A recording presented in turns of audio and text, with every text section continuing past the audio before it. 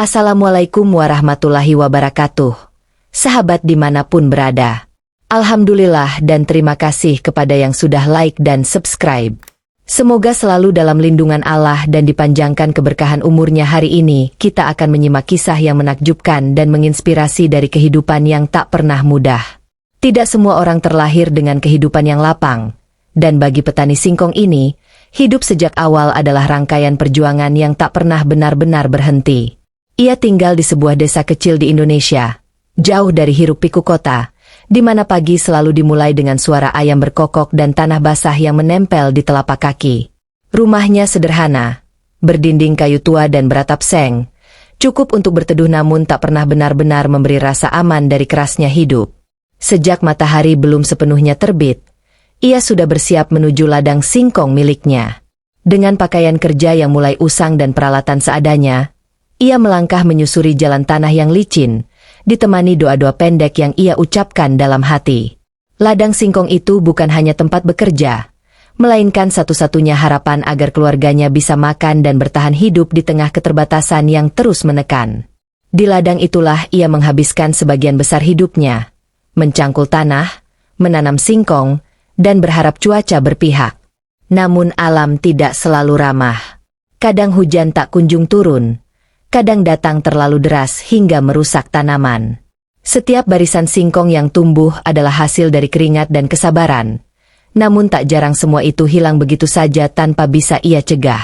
Ketika sore tiba, ia pulang dengan tubuh lelah dan tangan penuh tanah, disambut wajah keluarga yang menunggu dengan harapan sederhana. Tidak ada kemewahan, tidak ada jaminan hari esok akan lebih baik. Hanya keyakinan bahwa kerja keras hari ini mungkin membawa cukup rezeki untuk bertahan esok hari. Dalam kondisi seperti inilah, kesabaran menjadi satu-satunya pegangan yang ia miliki. Namun di balik ketekunan dan doa-doa yang terus ia panjatkan, tekanan hidup perlahan menggerogoti keyakinannya.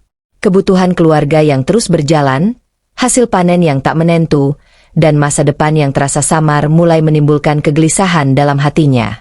Tanpa ia sadari, fase inilah yang kelak menjadi awal dari ujian terbesar dalam hidupnya. Tekanan hidup dan keputusasaan. Hari demi hari berlalu tanpa perubahan berarti, dan tekanan hidup yang ia rasakan perlahan berubah menjadi beban yang semakin berat. Hasil panen singkong yang tak menentu membuat penghasilannya seringkali tidak cukup untuk memenuhi kebutuhan dasar keluarga. Setiap kali menghitung sisa uang di tangannya, ia sadar bahwa angka itu semakin kecil, sementara kebutuhan justru terus bertambah tanpa bisa ditunda. Kegagalan panen yang terjadi berulang kali membuatnya harus meminjam uang demi bertahan hidup. Utang mulai menumpuk, bukan hanya di satu tempat, tetapi dari beberapa orang yang sama-sama hidup dalam keterbatasan. Rasa malu dan bersalah terus menghantui pikirannya, terutama ketika ia melihat wajah keluarganya yang tetap berusaha tersenyum meski hidup serba kekurangan. Pada malam hari, saat suasana desa mulai sunyi, ia sering terjaga sendirian. Suara serangga dan angin malam justru membuat pikirannya semakin dipenuhi kecemasan. Ia memikirkan masa depan anak-anaknya, hutang yang belum terbayar, dan pertanyaan besar tentang sampai kapan hidup seperti ini harus ia jalani tanpa kepastian. Doa-doa terus ia panjatkan, namun di dalam hatinya mulai tumbuh perasaan bahwa usahanya tidak kunjung membuahkan hasil. Ia bukan berhenti berdoa, tetapi rasa sabar yang selama ini menjadi pegangan perlahan mulai terkikis oleh keputusasaan. Dalam kondisi seperti ini, pikiran manusia menjadi rapuh dan mudah menerima apapun yang terlihat sebagai jalan keluar. Di titik inilah, tanpa ia sadari, pikirannya mulai terbuka terhadap kemungkinan-kemungkinan yang sebelumnya tak pernah ia pertimbangkan. Ia mulai mendengarkan cerita-cerita dari orang sekitar, membandingkan nasibnya dengan orang lain yang hidupnya tampak lebih mudah. Tekanan hidup telah membawanya ke persimpangan, di mana satu keputusan kelak akan mengubah seluruh arah hidupnya. Godaan yang dikira halal.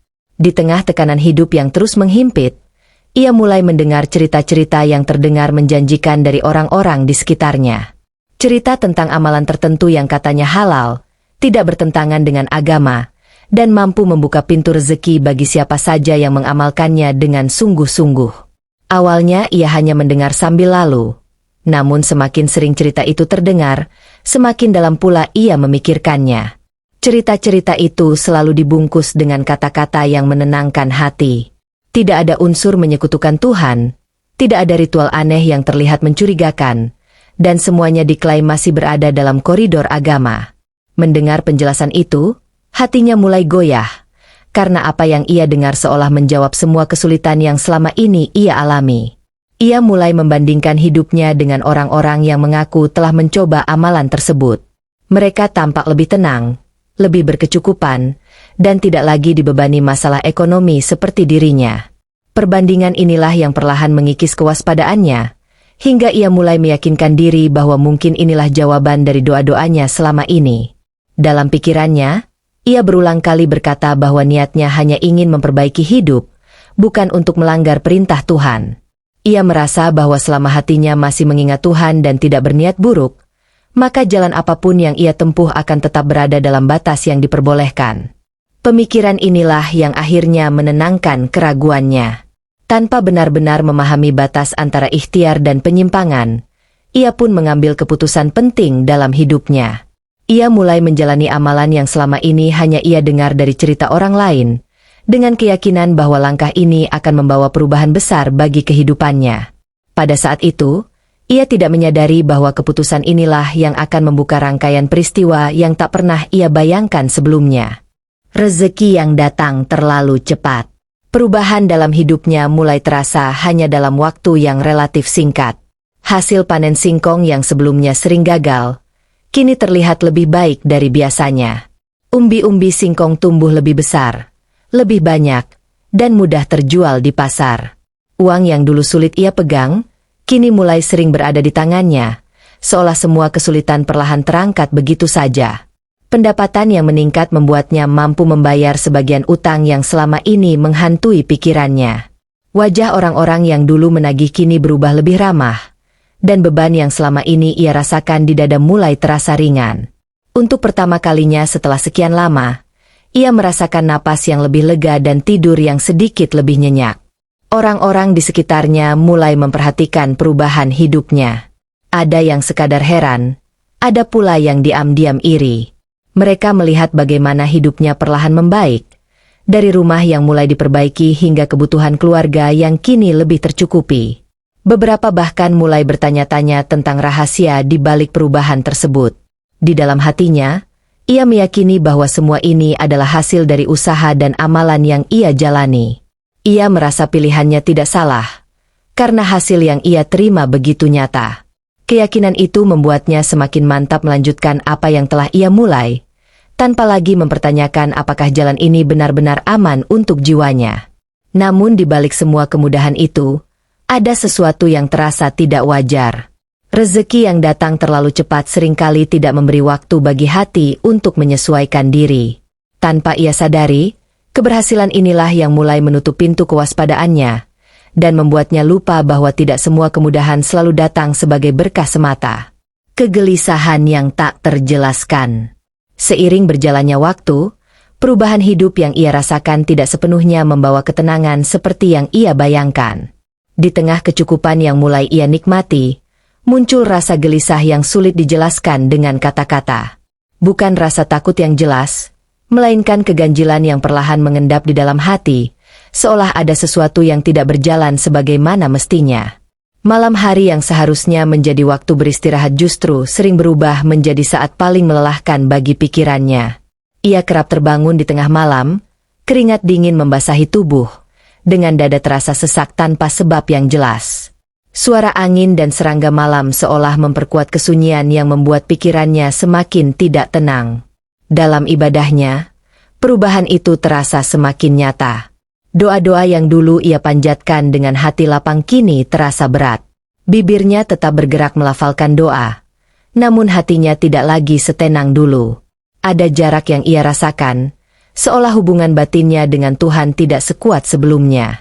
Ia mencoba mengabaikan semua perasaan itu dengan berpikir bahwa kegelisahan hanyalah efek dari kelelahan dan tekanan hidup yang selama ini ia alami. Ia menenangkan dirinya sendiri dengan melihat hasil nyata yang ia peroleh, meyakinkan hati bahwa semua akan baik-baik saja selama hidupnya tampak berjalan lebih mudah. Namun semakin ia menutup mata terhadap kegelisahan itu, semakin kuat perasaan tersebut hadir dalam kesehariannya. Ada momen-momen ketika ia merasa asing dengan dirinya sendiri, seolah hidup yang kini ia jalani bukan sepenuhnya miliknya. Tanpa ia sadari, kegelisahan inilah tanda awal bahwa ada sesuatu yang kelak akan menuntut jawaban atas pilihan yang telah ia ambil. Perjalanan spiritual ke Tanah Suci. Keputusan untuk berangkat ke Tanah Suci ia ambil sebagai bentuk rasa syukur atas perubahan hidup yang ia alami. Dalam pikirannya, perjalanan ini adalah penutup yang indah dari masa-masa sulit yang telah ia lewati. Ia ingin menenangkan hati, mendekatkan diri kepada Tuhan, dan membuktikan pada dirinya sendiri bahwa jalan yang ia tempuh selama ini tidaklah salah. Hari keberangkatan pun tiba. Ia meninggalkan desa dengan perasaan campur aduk antara harapan dan kegelisahan yang masih tersisa. Untuk pertama kalinya, ia akan menjejakkan kaki jauh dari tanah tempat ia bekerja seumur hidupnya. Di sepanjang perjalanan, doa-doa terus ia panjatkan, berharap perjalanan ini membawa ketenangan yang selama ini ia cari. Setibanya di Tanah Suci, suasana yang ia lihat begitu berbeda dari apapun yang pernah ia rasakan. Ribuan jamaah dari berbagai penjuru dunia berkumpul dengan tujuan yang sama, beribadah dan mendekatkan diri kepada Tuhan. Pemandangan ini seharusnya menenangkan, namun di dalam hatinya justru muncul perasaan asing yang sulit ia jelaskan. Ia mencoba larut dalam ibadah, mengikuti setiap rangkaian dengan khusyuk. Namun semakin dekat ia dengan tempat-tempat suci, semakin kuat pula kegelisahan itu muncul. Ada momen-momen ketika dadanya terasa sesak, seolah hatinya sedang diuji di tempat yang paling ia hormati. Meski demikian, ia terus memaksakan diri untuk tenang. Ia meyakinkan dirinya bahwa semua perasaan itu hanyalah ujian batin yang wajar dialami siapapun dalam perjalanan spiritual besar. Tanpa ia sadari, ketenangan palsu inilah yang mengantarkannya menuju peristiwa yang akan menjadi puncak dari seluruh kisah hidupnya. Azab kontan di depan Ka'bah. Hari itu, suasana di sekitar Ka'bah dipenuhi jamaah yang bergerak perlahan, melafalkan doa dengan khusyuk dan penuh harap. Di antara ribuan manusia itu, ia berdiri dengan pakaian ihram, mencoba menenangkan hatinya yang sejak pagi terasa tidak biasa. Pandangannya tertuju pada Ka'bah, bangunan suci yang selama ini hanya ia lihat dari jauh, kini berada tepat di hadapannya. Ia mulai berdoa, melafalkan kalimat demi kalimat yang telah ia hafal sejak kecil. Namun semakin lama ia berdiri, dadanya terasa semakin berat. Nafasnya memendek, dan kepalanya mulai terasa ringan, seolah ada tekanan yang perlahan menguasai tubuhnya. Dalam hitungan detik, tubuhnya mulai kehilangan keseimbangan. Pandangannya berkunang-kunang, suara di sekelilingnya terdengar samar, dan kakinya tidak lagi mampu menopang tubuhnya. Tepat di hadapan Ka'bah, di tengah ibadah yang sedang berlangsung, ia tersungkur ke lantai tanpa sempat meminta pertolongan. Orang-orang di sekitarnya sontak terkejut. Beberapa jamaah berusaha menolong, sementara yang lain hanya bisa terdiam menyaksikan peristiwa yang terjadi begitu cepat. Suasana yang sebelumnya khusyuk berubah menjadi panik dan hening yang aneh, seolah semua orang menyadari bahwa kejadian ini bukanlah sesuatu yang biasa. Bagi sebagian orang, peristiwa ini mungkin terlihat sebagai musibah fisik semata. Namun bagi mereka yang memahami makna ujian iman, kejadian ini terasa seperti teguran yang datang secara langsung di tempat paling suci. Di hadapan Ka'bah, semua kepura-puraan runtuh, dan hanya kejujuran hati yang tersisa. Tanpa banyak kata, peristiwa itu meninggalkan jejak mendalam, bukan hanya bagi dirinya, tetapi juga bagi mereka yang menyaksikannya. Sebuah momen yang menjadi puncak dari rangkaian pilihan hidup yang telah ia ambil, dan awal dari kesadaran bahwa tidak semua yang dikira halal benar-benar aman bagi jiwa. Pelajaran dan peringatan. Peristiwa yang terjadi di depan Ka'bah itu menjadi titik balik yang tidak pernah ia bayangkan sebelumnya. Setelah kejadian tersebut, ia tersadar bahwa hidup tidak hanya tentang hasil yang terlihat di mata manusia, tetapi juga tentang kejujuran hati di hadapan Tuhan. Di tempat paling suci, tidak ada yang bisa disembunyikan, dan setiap niat akan diuji dengan cara yang tak terduga. Dalam keheningan pasca kejadian, ia mulai menelusuri kembali setiap keputusan yang pernah ia ambil. Ia menyadari bahwa keputusasaan telah membuatnya lengah, dan klaim halal yang ia dengar tidak pernah benar-benar ia pahami secara mendalam. Niat baik ternyata tidak selalu cukup jika jalan yang ditempuh menyimpang dari tuntunan yang benar. Sepulangnya ke tanah air, hidupnya tidak lagi sama. Ia kembali ke desa dengan pandangan yang lebih tenang, namun penuh penyesalan. Ladang singkong yang dulu menjadi saksi ambisi dan harapannya kini menjadi tempat perenungan.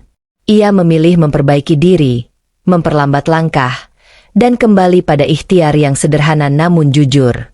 Kisah petani singkong ini menjadi pengingat bahwa dalam urusan rezeki dan iman, tidak ada jalan pintas yang benar-benar aman. Kemudahan yang datang terlalu cepat patut dipertanyakan, dan setiap amalan harus dipastikan bersumber dari pemahaman yang lurus, bukan sekadar cerita yang menenangkan hati. Pada akhirnya, hidup selalu memberi kesempatan untuk kembali, selama seseorang mau belajar dari kesalahan. Apa yang terjadi di depan Ka'bah bukan sekadar musibah, melainkan peringatan agar manusia tidak menukar ketenangan batin dengan hasil instan. Sebab rezeki yang berkah tidak hanya mengenyangkan perut, tetapi juga menenangkan jiwa.